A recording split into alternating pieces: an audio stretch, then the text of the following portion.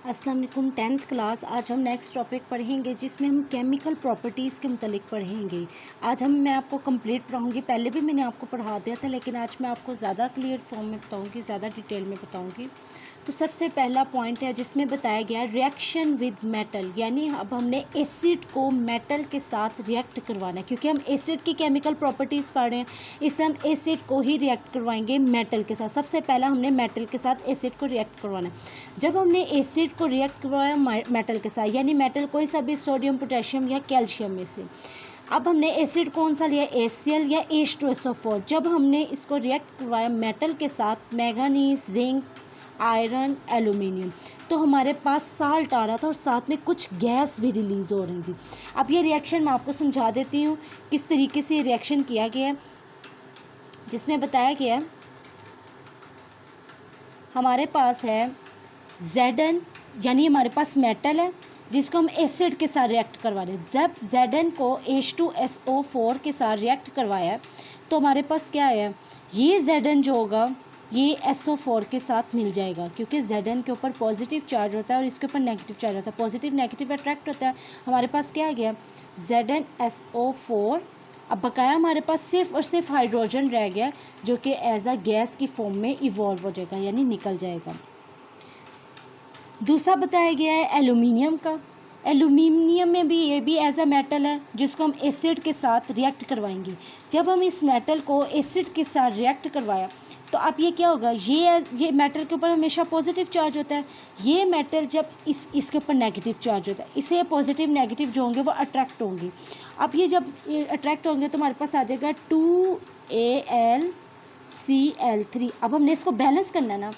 Chlorine हमारे पास 6 है, तो यहाँ पर हमने 3 और 2 कितने हुए, 6, इसलिए यहाँ पर हमने 3 लगा दिया, कॉमन कर दिया 2 को, क्योंकि एल्यूमिनियम 2 है, ये भी हो गया यहाँ पर, और क्लोरीन कंप्लीट हो गया। अब हमारे पास 6 जो है वो ऑक्सीजन रह गया, हाइड्रोजन रह गया सॉरी, जो कि गैस की फॉर्म में निकल जाएगा, इवॉल्व हो जाएगा। इधर हम अब यहाँ पर भी हाइड्रोजन जो है वो गैस प्रोड्यूस हो रही है, यहाँ पे भी यही बात यहाँ पर बताई है। जब हम मेटल में रिएक्शन करवाते हैं तो हाइड्रोजन गैस की फॉर्म में निकल रही थी। अब हम एसिड को रिएक्ट करवाएंगे कार्बोनेट और बाइकार्बोनेट में। ठीक हो गया। सबसे पहले हमने कार्बोनेट लिया CaCO3। इसको जब हम एसिड के साथ, ये बात आपने याद रखनी है, जब मेटल के साथ रिएक्ट करवाते तो हाइड्रोजन गैस प्रोड्यूस हो रही थी। जब हम कार्बोनेट और बाइकार्बोनेट को एसिड के साथ रिएक्ट करवाते तो हमारे पास carbon dioxide as a gas की फॉर्म में रिलीज़ हो रही थी, जिसमें बताया गया है। अब हमने यहाँ पर लिए CaCO3, इसको हमने एसिड के साथ रिएक्ट करवाया, तो अब हमने इसको क्या करना है, ये पॉजिटिव है और ये नेगेटिव है। पहले वाला पॉजिटिव होता है, दूसरे वाला नेगेटिव होता है, पॉजिटिव नेगेटिव। अब ये पॉजिटिव ये नेगेटिव के साथ मिला, ये और ये हमारे पास मिल गया। अब देखिए Ca एक है, यहाँ पर हमने लिख दिया Ca, Cl हमारे पास 2 हैं, तो हम ये यहाँ पर लिख देंगे CaCl2। आगे एक्वस लिखा, यानी हमारे पास लिक्विड फॉर्म में आ जाएगा। अब हमारे पास पीछे क्या रह गया, 2H, और ये क्या करेंगे, कार्बन डाइऑक्साइड जो होगा, यानी ये जो CO3 है, इसमें से एक ऑक्सीजन को निकाल दो, CO2। अभी भी हमारे पास एक ऑक्सीजन है, CO2 जो होगा कार्बन डाइऑक्साइड, ये एज अ गैस की फॉर्म में निकल जाएगा। अब हमारे पास क्या रह गया, H2 और O, ये 2H और ये O, ये वाटर निकल जाएगा हमारे पास। ठीक हो गया ना, H2 और O। अब हम करेंगे थर्ड रिएक्शन, सेकेंड रिएक्शन, जिसमें बताया गया है सोडियम बाइकार्बोनेट लिया है। जब हम इसको एसिड के साथ रिएक्ट करवाएंगे तो अब क्या होगा, मैंने आपको पहले ही बताया था, ये पॉजिटिव है, ये भी पॉजिटिव, ये नेगेटिव है। ये अब Na और ये SO4 ये मिल जाएंगे, Na2 है ना, इससे यहाँ पर लिख देंगे Na2 और SO4 हमारे पास एक ही है, इसलिए हम यहाँ पर Na2SO4 प्लस ये हमारे पास जो CO3 है, ये हमारे पास 2 हैं, तो 2 कार्बन डाइऑक्साइड जो हो गया वो निकल जाएगी। अभी हमारे पास 2 ऑक्सीजन जो है वो इसमें से बच रहे हैं, 2 कार्बन डाइऑक्साइड जो होंगे वो निकल जाएंगे, 2 कार्बन डाइऑक्साइड निकल गए हैं, 2 ऑक्सीजन अभी भी बचे हैं, क्योंकि 2 3 6 जिसमें से हमने 4 ऑक्सीजन निकाले, अभी 2 ऑक्सीजन अभी हमारे बचे हैं। अब हमारे पास Na2SO4, 2 कार्बन डाइऑक्साइड जो कि गैस की फॉर्म में है। अब हमारे पास क्या रह गया पीछे, H2 और ये वाला H, यानी 2 हाइड्रोजन, ये 2 हाइड्रोजन और ये देखिए 2, यानी 4 हाइड्रोजन और ऑक्सीजन। तो अब हम इस तरह लिख सकते हैं 2H2, 4 हाइड्रोजन हो गए और ऑक्सीजन 2 है हमारे पास, पीछे थे 2 ऑक्सीजन थे, वो इसके साथ अटैच हो गए, तो हमारे पास बैलेंस भी हो गया इक्वेशन आराम से, और वाटर हमारे पास रिलीज़ हो गया। आगे थर्ड है रिएक्शन विद बेस। अब हमने जब एसिड को बेस के साथ रिएक्ट करवा रहे थे तो हमारे पास साल्ट और वाटर प्रोड्यूस होता। फिर से मैं आपको बता रही हूँ, मेटल के साथ रिएक्ट करेंगे तो हाइड्रोजन गैस रिलीज़ होगा, कार्बोनेट बाइकार्बोनेट के साथ करते तो कार्बन डाइऑक्साइड रिलीज़ हो रहा था। बेस के साथ रिएक्ट करवा रहे थे तो हमारे पास साल्ट और वाटर प्रोड्यूस हो रहा था। इसको हम न्यूट्रलाइजेशन रिएक्शन कहेंगे। न्यूट्रलाइज यानी हमारे पास न्यूट्रल फॉर्म में कार्बन, सोडियम क्लोराइड और वाटर आ रहा था। जैसे यहाँ पर बताया गया है NaOH, सोडियम हाइड्रोक्साइड लिया है, ये हमारे पास बेस है और हमने एसिड के साथ रिएक्ट करवाना HCl। जब इसके साथ रिएक्ट करवाएंगे ये पॉजिटिव नेगेटिव के साथ रिएक्ट करके हमारे पास आ जाएगा NaCl, बकाया हमारे पास आ गया HH यानी H2O प्लस H2O, वाटर हमारे इस पर रिलीज़ हो जाएगा। सेकेंड रिएक्शन में बताया गया हमारे पास क्यूप्रिक ऑक्साइड है जो कि सॉलिड फॉर्म में है। जब हम इसको एसिड के साथ, ये हमारे पास बेस है, जब हम इसको एसिड के साथ H2SO4 एसिड के साथ रिएक्ट करवा रहे थे तो क्या होगा, ये हमारे पास कॉपर है। जब ये कॉपर सल्फेट, इसके ऊपर पॉजिटिव है, इसके ऊपर नेगेटिव है, इसके ऊपर पॉजिटिव है, इसके ऊपर नेगेटिव, ये पॉजिटिव इसके साथ मिल जाएगा, हमारे पास आ जाएगा CuSO4 और बकाया क्या रहेगा H2O और वाटर हमारे पास एज अ लिक्विड के फॉर्म में निकल जाएगा। ठीक हो गया। अब हम नेक्स्ट पढ़ने लगे हैं रिएक्शन विथ सल्फाइड। अब ये जो रिएक्शन विथ सल्फाइड है इसमें बताया गया है कि हम जब एसिड को,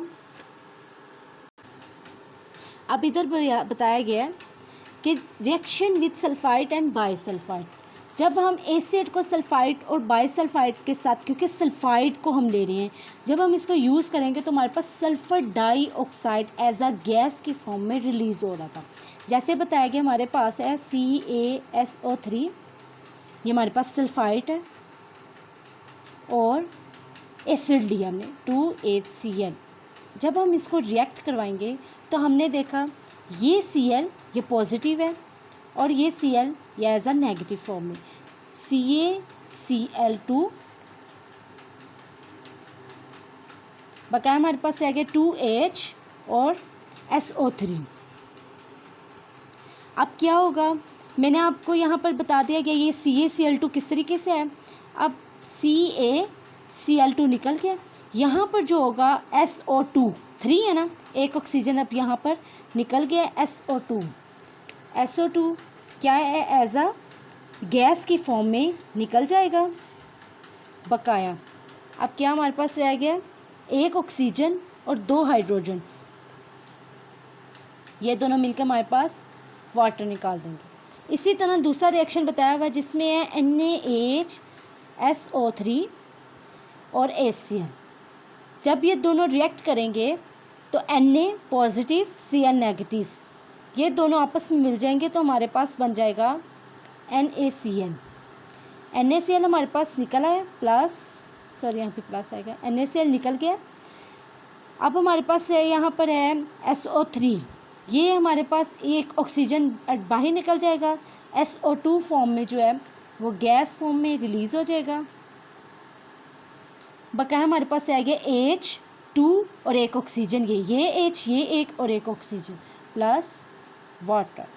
ईजिली फॉर्म में हमारे पास इक्वेशन भी बैलेंस हो जाएगी और हमारे पास रिएक्शन भी आ गया। बस ये याद रखना पॉजिटिव नेगेटिव का ट्रैक करना, बकाया वाटर निकाला और SO2 को निकाला, हमारे पास ईजिली आ गया। लास्ट हमारे पास है रिएक्शन विथ सल्फाइड। जब हम एसिड को सल्फाइड के साथ रिएक्ट करवाएंगे तो हमारे पास हाइड्रोजन सल्फाइड गैस फॉर्म में निकलेगा। यानी हमने सल्फाइड लिया FeS यानी सल्फाइड लिया, जब हम इसको H2SO4 के साथ रिएक्ट करवा रहे थे तो हमने देखा ये Fe और ये SO4, ये पॉजिटिव ये नेगेटिव, जब आपस में मिले हमारे पास आ गया FeSO4 प्लस बकाया हमारे पास क्या रह गया H2S। ये H2S भी एज अ लिबरेटेड फॉर्म में गैस की फॉर्म में निकल आया। ठीक हो गया। यहाँ पर ये बता दिया गया है कुछ एसिड होते हैं मिनरल्स एसिड के तौर पे एक्ट करते हैं, ACl H2SO4 निट्रिक एसिड। आगे इसके एसिड की कुछ यूजेस बताई गई हैं जिसमें बताया गया है कि एसिड को हम यूज़ करते हैं किस किस एसिड को किस किस में यूज़ किया जाता है।